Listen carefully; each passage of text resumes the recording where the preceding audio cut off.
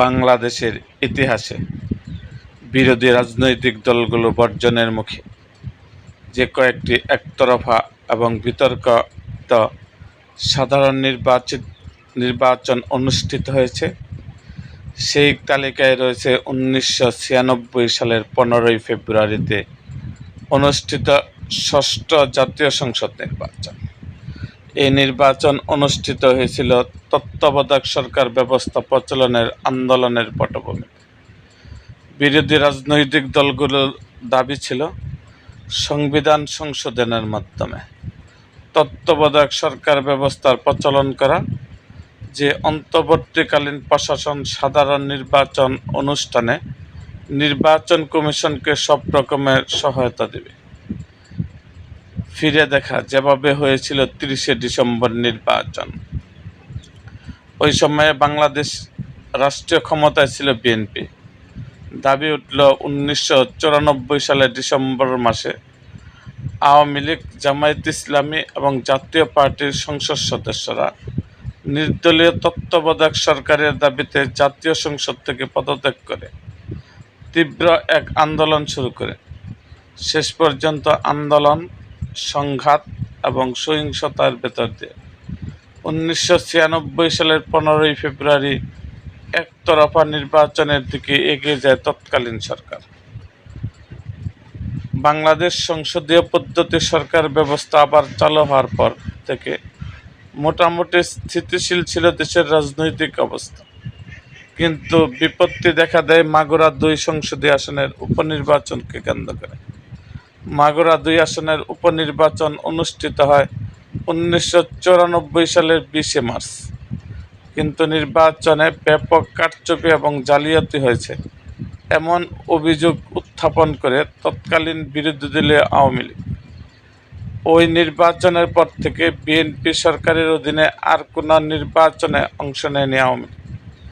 2000 মাগুরা নির্বাচনের পরপরই আওয়ামী লীগ, জাতীয় পার্টি এবং জামায়াত ইসলামী সহ বিভিন্ন রাজনৈতিক দল নির্দলীয় তত্ত্বাবধায়ক সরকারের দাবি তোলে। 1994 সালের জুন মাসে একটি সম্ভাব্য তত্ত্বাবধায়ক সরকারের রূপরেখা প্রকাশ করে আওয়ামী লীগ।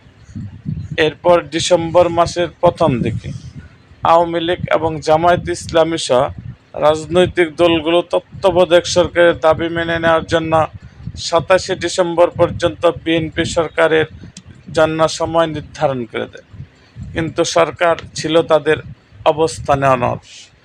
তৎকালীন প্রধানমন্ত্রী খালেদা জিয়া এবং বিএনপির নেতারা তত্ত্বাবধায়ক সরকারের দাবি কেবল নাকচই করেননি, বরং পুরো ধারণাটি নিয়ে তুচ্ছ-তাচ্ছিল্য করে নানা রকম বক্তব্য দেন, যেন গণমাধ্যমে প্রকাশিত হয়।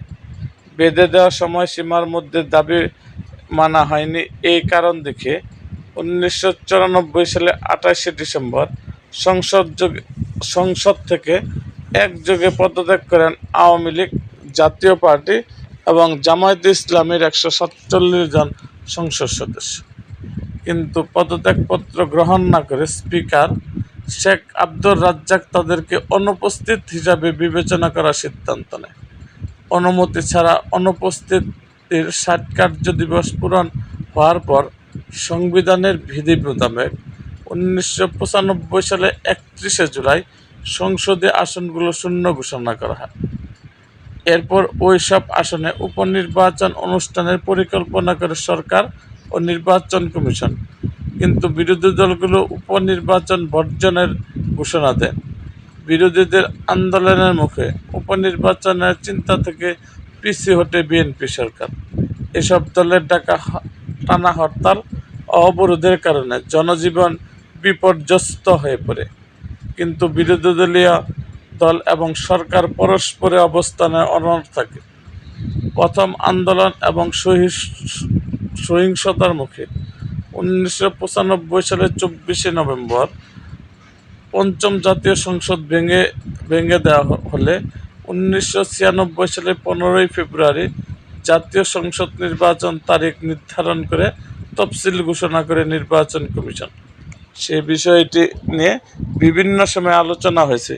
সেটি হচ্ছে 1994 সাল থেকে 1996 সাল পর্যন্ত জামায়াত ইসলামের সঙ্গে তত্ত্বাবধায়ক সরকারের দাবিতে আওয়ামী লীগের আন্দোলন করা। প্রতিচিন্তা ম্যাগাজিনে 2 এপ্রিল 2017 সালে প্রয়াত সাংবাদিক মিজানুর রহমান খান লিখেছিলেন যে প্রথমবারের মতো অনির্বাচিত ব্যক্তি সমন্বয়ে তত্ত্বাবধায়ক সরকারের অধীনে নির্বাচন দাবি তুলেছে জামায়াত ইসলাম। দলটির মুখপাত্র দৈনিক সংগ্রামকে উদ্ধৃত করে তিনি লেখেন, 1993 সালে জামাত এক জনসভায় তত্ত্বাবধায়ক সরকার গঠনের ফর্মুলা দিয়েছিল। তবে আওয়ামী লীগের পক্ষ থেকে সবসময় এমন দাবি করা হয়েছে যে তত্ত্বাবধায়ক সরকারের ধারণা তাদের এবং দলটি জামায়াত ইসলামের সঙ্গে একত্রিত হয়ে কোনো আন্দোলন করেনি। জামায়াতের সঙ্গে আমরা রাজপথে কোনো আন্দোলন করি নাই বা জামায়াতের সাথে আমরা কোনো ঐক্যও করি নাই।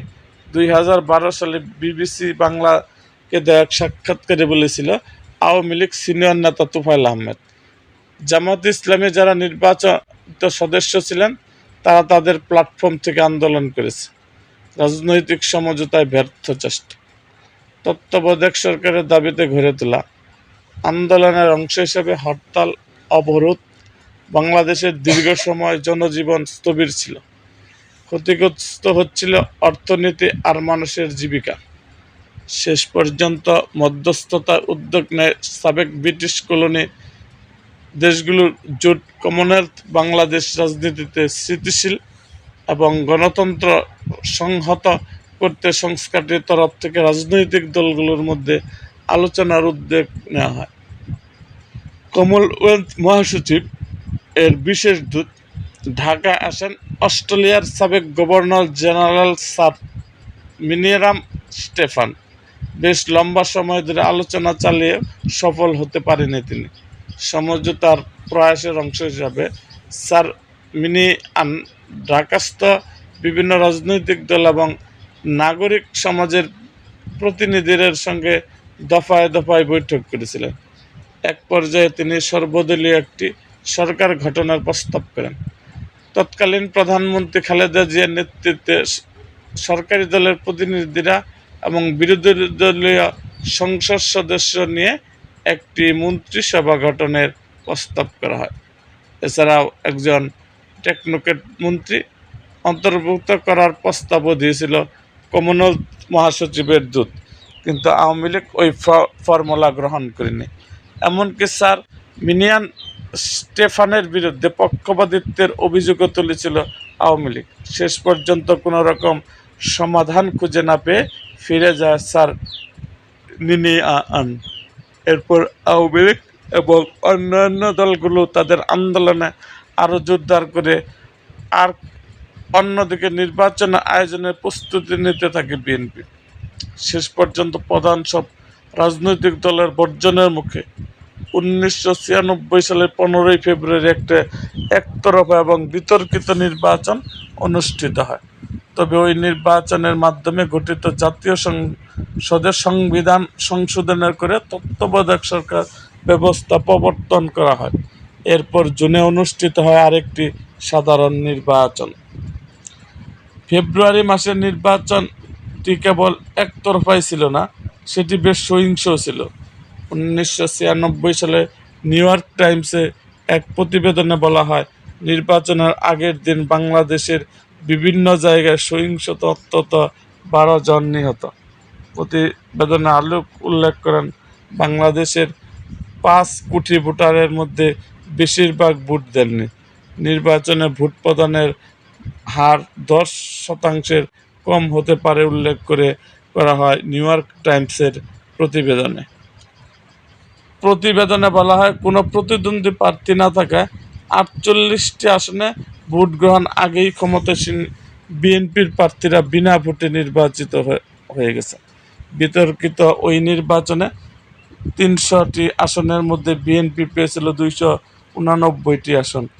ওই সংসদে আর বিরোধী দল ছিল না, কিন্তু একটি আসন পেয়ে বিরোধী নেতার চেয়ারে বসেছিল বাংলাদেশ প্রতিষ্ঠাতা রাষ্ট্রপতি শেখ মুজিবুর রহমানের স্বঘোষিত হত্যাকারীদের অন্যতম ফ্রিডম পার্টির সৈয়দ ফারুক রহমান। বাকি 10টি আসন পায় স্বতন্ত্র প্রার্থীরা। নির্বাচনের আগে দেশজুড়ে সেনাবাহিনীর মোতায়েন করা হয়েছিল। নির্বাচনের আগের দিন থেকে বিরোধী দল আওয়ামী লীগ ৪৮ ঘণ্টার হরতাল আহ্বান করলেও নির্বাচনটি শেষ পর্যন্ত অনুষ্ঠিত হয়। ভোটের পর আওয়ামী লীগ নেত্রী শেখ হাসিনা বলেন, ভোট দেওয়ার হার এতটাই নগণ্য যে এটা প্রমাণ করে জনগণ এই নির্বাচন প্রত্যাখ্যান করেছে।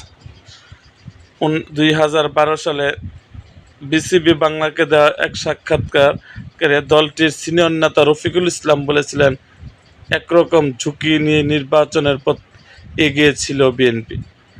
ওই নির্বাচনের মাধ্যমে তৎকালীন বিএনপি সরকার গণতন্ত্রের ধারাবাহিকতা এবং সংবিধান রক্ষা করেছে বলে মনে করেন তিনি। মিস্টার মিয়া বলেন, সংসদে 2/3 সংখ্যাগরিষ্ঠ ছাড়া সংবিধান সংশোধনের করে কেয়ারটেকার বিল পাস করা সম্ভব ছিল না। তখন অর্থাৎ 5 সংসদে বিএনপির 2/3 সংখ্যাগরিষ্ঠতা ছিল না। বিএনপির এমন যুক্তি নিয়ে আসছে যে তত্ত্বাবধায়ক সরকার সংক্রান্ত বিল সংসদে পাস করতে হলে বিরোধী দলগুলোর সমর্থন প্রয়োজন ছিল সরকারের, কিন্তু তাদের সদস্যরা ইতিমধ্যে সংসদ থেকে পদত্যাগ করেছেন। আর অন্যদিকে পঞ্চম জাতীয় সংসদের মেয়াদও শেষ হয়ে যাচ্ছিল। পঞ্চম সংসদের মেয়াদ শেষ হওয়ার পর যদি সংসদ নির্বাচন অনুষ্ঠিত না হয় তাহলে দাঁড়াবেটা কি? তাহলেই তো সরকার নাই। নিজেদের পদক্ষেপের সমর্থনে বলেন রফিকুল ইসলাম মিয়া, সরকার না থাকলে কে ক্ষমতায় অধিষ্ঠিত হবে? এরকম একটি সংকটের সময় ষষ্ঠ জাতীয় সংসদের নির্বাচন দিতেই হলো। বিএনপির নেতারা বলেন, 15 ফেব্রুয়ারিতে নির্বাচন অনুষ্ঠানের একমাত্র উদ্দেশ্য ছিল নির্দলীয় তত্ত্বাবধায়ক সরকার বিল সংসদে উত্থাপন করা এবং সেটি পাস করাবো। ওই নির্বাচনের পর গঠিত বিএনপির সরকার অন্য কোনো কাজ করেনি, শুধুমাত্র তত্ত্বাবধায়ক সরকারের বিলটি পাস করেছিল দলটির যুক্তি। বিরোধী রাজনৈতিক দলগুলো বর্জনের মুখে 15 ফেব্রুয়ারি নির্বাচন অনুষ্ঠিত হলেও আন্দোলনের মাঠে থেকে সরে যায়নি আওয়ামী লীগ। রাজপথে আরও জোরদার আন্দোলন শুরু করে দলটি। শুরু হয় টানা হরতাল ও অসহযোগ আন্দোলন। রাজনৈতিক অস্থিরতা এবং সংঘাত জোরালো রূপ ধারণ করে প্রেক্ষাপটে মার্চ মাসের প্রথম দিকে প্রধানমন্ত্রী খালেদা জিয়া ঘোষণা করেন যে ষষ্ঠ জাতীয় সংসদ এর প্রথম অধিবেশন নির্দলীয় তত্ত্বাবধায়ক সরকারের বিল উত্থাপন করা হবে। কিন্তু আওয়ামী লীগ দাবি ছিল নতুনভাবে গঠিত বিএনপি সরকারের পদত্যাগ এবং সংসদ ভেঙে দেওয়া। আর এই দাবিতে আন্দোলন অব্যাহত রাখে আওয়ামী লীগ ও অন্যান্য রাজনৈতিক দল। সংবিধান সংশোধনের লক্ষ্যে শেষ পর্যন্ত 21 মার্চ সংসদের তত্ত্বাবধায়ক সরকার প্রচলন সংক্রান্ত বিল উত্থাপন করা হয়। এই অবস্থায় 30 মার্চ ঢাকায় জাতীয় প্রেসক্লাবের সামনে জনতার মঞ্চ নামে একটি রাজনৈতিক সমাবেশের আয়োজন করেন ঢাকায় তৎকালীন মেয়র ও আওয়ামী লীগ নেতা মোহাম্মদ হানিফ। সরকারের পতন না হওয়া পর্যন্ত আন্দোলন চালিয়ে যাওয়ার ঘোষণা দেওয়া হয় জনতার মঞ্চ থেকে। এই মঞ্চে আওয়ামী লীগের সমমনা রাজনৈতিক দল, পেশাজীবী ও সরকারি কর্মকর্তারা যোগ দেন। জনতার মঞ্চ গঠিত হওয়ার কয়েকদিনের মধ্যেই ওই সময়ে কর্মরত সচিব পর্যায়ের অধিকাংশ কর্মকর্তা বঙ্গভবনে গিয়ে রাষ্ট্রপতি আব্দুর রহমানের বিশ্বাসের সঙ্গে দেখা করেন। ঘটনাবলীর দিকে খুব ঘনিষ্ঠ নজর হচ্ছিল দৈনিক ইত্তেফাকের তৎকালীন সাংবাদিক শাহজাহান সরদার। 2012 সালে বিবিসি বাংলাদেশ দেওয়া এক সাক্ষাৎকারে তিনি বলেন, সচিবরা যেদিন বঙ্গভবনে যাচ্ছিল সেদিনই তিনি তৎকালীন সংস্থাপন প্রতিমন্ত্রীর অফিসে বসে ছিলেন। অধিকাংশ সচিব প্রেসিডেন্টের কাছে গিয়ে তাদের অসন্তোষের কথা জানান। সচিবরা বলেন যে বর্তমান পরিস্থিতি তাদের দায়িত্ব পালন সম্ভব নয়। জানান শাহজাহান সরদার। বঙ্গভবনে যাওয়া এবং জনতার মঞ্চে যোগদান ক্ষেত্রে তিনি অগ্রণী ভূমিকা পালন করেছিলেন। তিনি হচ্ছেন পরিকল্পনা কমিশনের সদস্য ডক্টর মোহাম্মদ খান আলমগীর, যিনি পরবর্তীতে আওয়ামী লীগ সরকারের মন্ত্রী হয়েছিল। 2016 সালের 24 মার্চ দৈনিক পত্রিকায় জনতার মঞ্চ ফিরে দেখা শিরোনামে একটি কলাম লেখেন মহিউদ্দিন খান আলমগীর। তাতে তিনি জানান, 7ই মার্চ সন্ধ্যায় অধ্যাপক মুনতাসির মামুন, আওয়ামী লীগ ও বিএনপির নেতা খ.ম. জাহাঙ্গীর ও শিল্পীদের মুখপাত্র সৈয়দ হাসান ইমাম সুধা সদনে জননেত্রী শেখ হাসিনার সঙ্গে সাক্ষাৎ করেন। তৎকালীন সিভিল সার্ভিস প্রশাসনের মহাসচিব হিসাবে আলোচনা করে তাদের নেত্রীর কাছে গিয়েছিলেন সহকর্মী রবিউল আলম মুক্তাদির চৌধুরী। মুনতাসির মামুন, খ.ম. জাহাঙ্গীর, হাসান ইমামের সঙ্গে আলোচনা করে জননেত্রী শেখ হাসিনা ঢাকায় নির্বাচিত মেয়র আওয়ামী লীগের নেতা মোহাম্মদ হানিফকে জাতীয় প্রেসক্লাবের সামনে একটি একক মঞ্চ স্থাপন করে বিক্ষোভ, প্রতিবাদ এবং দাবি সমন্বিত ও সোচ্চারভাবে উপস্থাপনের নির্দেশ দেন। ডক্টর আলমগীরের বক্তব্য, যখন নানা দিক থেকে আন্দোলন তীব্রতর হচ্ছে, তখন 30শে মার্চ প্রধানমন্ত্রী খালেদা জিয়া পরামর্শে সংসদ ভেঙে দেন রাষ্ট্রপতি আব্দুর রহমান বিশ্বাস। পদত্যাগ করেন প্রধানমন্ত্রী খালেদা জিয়া। প্রধান বিচারপতি মোহাম্মদ হাবিবুর রহমানকে প্রধান উপদেষ্টা হিসেবে নিয়োগ দেওয়া করে কঠিন হয় নির্দলীয় তত্ত্বাবধায়ক সরকার। ওই সরকারের অধীনে অনুষ্ঠিত হয় 7ম জাতীয় সংসদ নির্বাচন, আর নির্বাচনে জয়লাভ করে 21 বছর পর ক্ষমতায় ফিরে আসে আওয়ামী লীগ।